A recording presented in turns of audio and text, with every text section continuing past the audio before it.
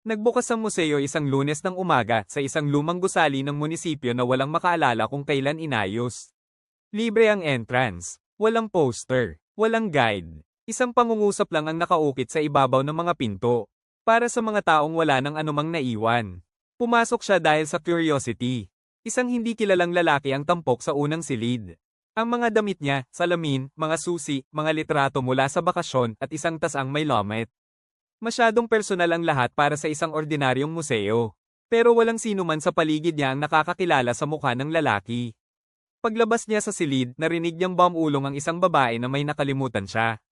Hindi isang bagay, isang tao. Hindi na niya alam kung sino. Umiiyak siya nang hindi maintindihan kung bakit. Tahimik lang na nagpatuloy ang ibang bisita na para bang normal lang iyon. Isang dalagita naman ang nasa sumunod na silid. Ang school bag niya, mga notebook. Isang litrato ng birthday kung saan napapalibutan ng puting espasyo ang mukha niya na para bang nawala na ang lahat ng taong dating nasa tabi niya. Sa labasan, gulat na tumingin ang isang lalaki sa kanyang phone.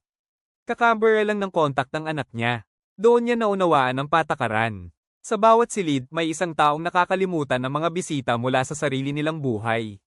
Hindi naman palaging ang taong nakadisplay. Basta isang taong mahalaga, isang kaibigan, isang kapatid, isang ina. Hindi lang iniingatan ng museo ang mga naglaho. Kinukuha rin nito ang mga alaalang patuloy pang kumakapit sa kanila. Gusto niyang umalis, pero nagbago na ang koridor. Ang bawat pinto ay patungo lang sa panibagong silid. Mas mabagal nang maglakad ang mga bisita, blanko ang mga mata. Hindi na alam ng ilan kung bakit sila umiiyak. Ang iba naman ay nakangiti, gumaan dahil sa isang sakit na hindi na nila maalala ang pangalan.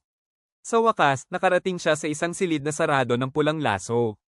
Nakasulat sa plaque ang kanyang pangalan, ang kanyang apelyido, ang petsa ng kanyang kapanganakan.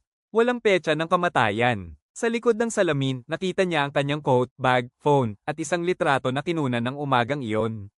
Lumingon siya sa ibang mga bisita para humingi ng tulong. Walang tumingin sa kanya. Isang babae ang dumaan sa tabi niya, sandaling nagdalawang isip, saka kumunat ang noo na para bang may nakita siyang mukhang halos pamilyar. Sa loob ng display case, minsan pang nag-vibrate ang kanyang phone. Sa huling pagkakataon,